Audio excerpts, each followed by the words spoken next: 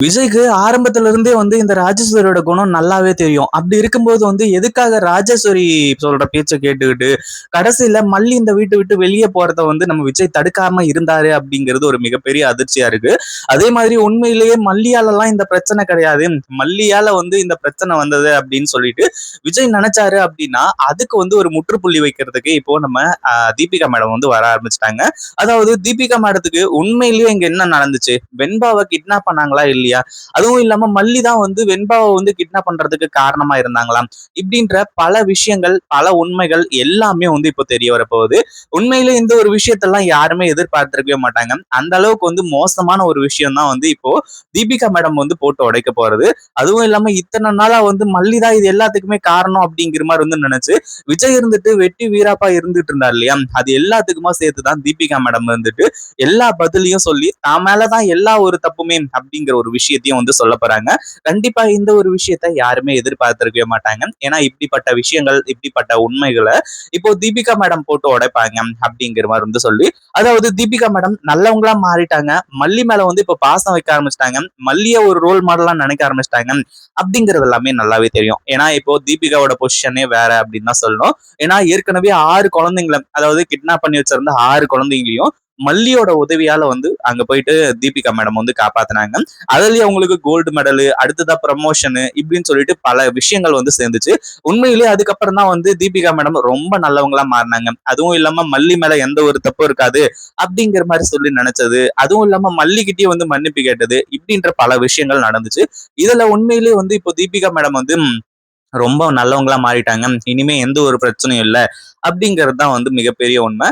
அதே மாதிரி இப்ப என்ன ஆச்சு அப்படின்னா, ஒரு பக்கம் நம்ம விஜய் இருந்துட்டு மல்லி, அதுக்கப்புறம் நாகு, அதுக்கப்புறம் இந்த இவங்க, அதாவது மயில், இவங்க எல்லாருமே இந்த வீட்டை விட்டு வெளியே போறதுல அவருக்கு மிகப்பெரிய அதிர்ச்சியான ஒரு விஷயம் எதுவுமே கிடையாது. ஏன்னா அவர் பெருசாவே எடுத்துக்கல. அதாவது மல்லி இவ்வளவு நாளா பிரச்சனை பண்ணிட்டு இருந்தா, தான் பொண்ணுக்கு பிரச்சனையா இருந்ததே மல்லி தான். மல்லியால தான் இவ்வளவு பெரிய ஆபத்து வந்துச்சு. இப்போ வெண்பா இவ்வளவு பெரிய ஆபத்துல இருக்கா அப்படிங்கிற மாதிரி சொல்லி விஜய் கோவத்திலேயே மல்லியை போக விட்டுறாங்க. ஆனா அதுக்கப்புறம் தான் தீபிகா மேடம் விஜய பாக்குறதுக்காக நேரா கிளம்பி வராங்க. விஜய மட்டும் இல்ல, மல்லி, வெண்பா இவங்க எல்லாருமே ஏற்கனவே தீபிகா மேடம் எங்கேயோ போயிருக்காங்க. அதாவது அவங்க வேற ஒரு கேஸ் விஷயமா வெளியூர் போயிருக்காங்க அப்படிங்கிற மாதிரி சொல்லிட்டு இருந்தாங்க. இப்ப நேரா வெண்பாவை பார்த்து வெண்பா கிட்டயும் மன்னிப்பு கேட்கணும் அப்படிங்கிறதுக்காக தான் கிளம்பி வந்தாங்க.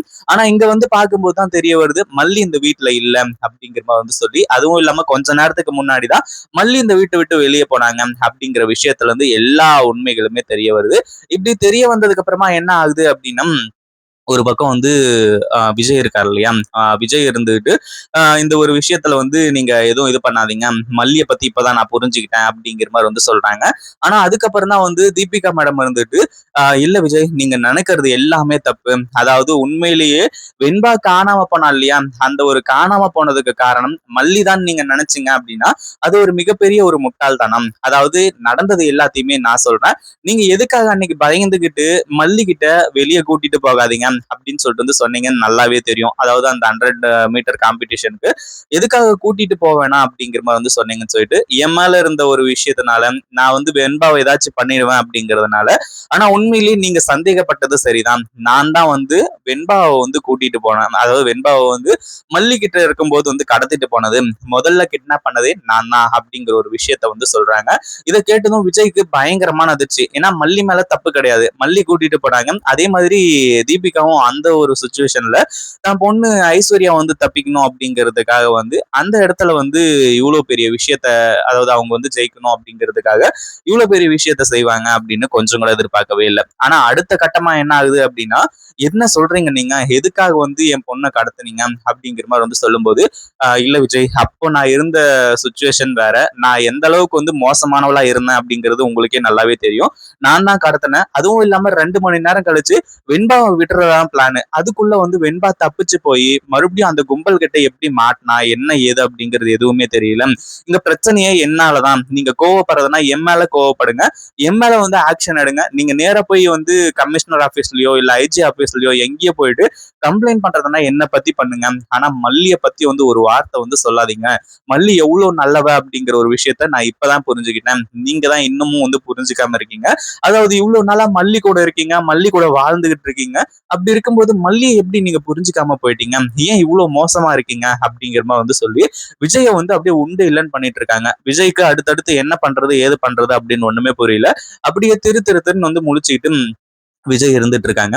அதாவது இப்போ தீபிகா வந்து காரணம் அப்படிங்கிற மாதிரி வந்து சொல்லிட்டாங்க. அதிர்ச்சி ஆச்சு. அதுவும் இல்லாம வந்து இப்போ ஐஷுவும் வந்து கூட்டிட்டு வந்து நம்ம வெண்பா கட்டியே வந்து இந்த மாதிரி என்ன மன்னிச்சிரு வெண்பா, என்னாலதான் உனக்கு இந்த மாதிரி நிலைமை, நான் மட்டும் அன்னைக்கு உன்னை கடத்தாம இருந்திருந்தேன் அப்படின்னா நீ உன் மல்லியம்மா கிட்ட சேஃபா தான் இருந்திருப்ப அப்படி இப்படிங்கிற மாதிரி மன்னிப்பெல்லாம் கேட்டாங்க. அதனால வந்து விஜயும் வந்து அதை பெருசா எடுத்துக்கல. அதாவது அவங்கதான் காரணம் அப்படின்னு சொன்னாலுமே, ஆனா மல்லி மேல எந்த ஒரு தப்பும் கிடையாது, மல்லி வந்து நல்லவதான் அப்படிங்கிற மாதிரி வந்து சொல்லி தெரிய வரும்போது கடைசியில வந்து பயங்கரமா வந்து விஜய் யோசிக்க ஆரம்பிச்சாங்க. அதுவும் இல்லாம தீபிகா மேடம் இருந்துட்டு உங்களுக்கு மல்லி மாதிரி ஒருத்தி கிடைக்கவே மாட்டான், ஏன்னா அதாவது ஏற்கனவே வந்து நீங்க கல்யாணம் பண்ணி வெண்பா அப்படின்ற ஒரு குழந்தைய பெத்துக்கிட்டீங்க. அதாவது வெண்பா வந்து வேற ஒரு தாயோட பிள்ளையா இருந்தாலுமே கூட தன்னோட பொண்ணு மாதிரி வந்து மல்லி பாத்துக்கிட்டு இருக்காங்க. உங்களுக்கு அவங்கள தவிர வேற எந்த ஒரு ஆப்ஷனும் கிடையாது. யாரை வேணாலும் வந்து நீங்க யோசிச்சு பாருங்க, அந்த ஒரு இடத்துல உங்களால யாரையுமே வைக்க முடியாது, மல்லி தான் வெண்பாவுக்கு கரெக்ட் அப்படிங்கிற ஒரு விஷயத்த டீட்டெயிலா சொல்றாங்க. இதை கேட்டதுக்கு அப்புறமா அடுத்தடுத்து என்ன பண்றதுன்னு ஒண்ணுமே புரியல. அப்படியே திரு திருதுன்னு வந்து முழிச்சிட்டு இருக்காங்க. அடுத்ததா என்ன பண்றதுன்னு சொல்லிட்டு வந்து தெரியாம விஜய் வந்து மல்லிய இப்போ கூட்டிட்டு வரதுக்காக மறுபடியும் போறாரு. இதை பத்தி நீங்க என்ன நினைக்கிறீங்க? அந்த வீடியோ பிடிச்சிருந்தா லைக் பண்ணுங்க, ஷேர் பண்ணுங்க. இப்பதான் நம்ம சேனலுக்கு ஃபர்ஸ்ட் டைம் வரீங்க அப்படின்னா கீழ இருக்க சப்ஸ்கிரைப் பட்டனை பிரஸ் பண்ணிக்கோங்க.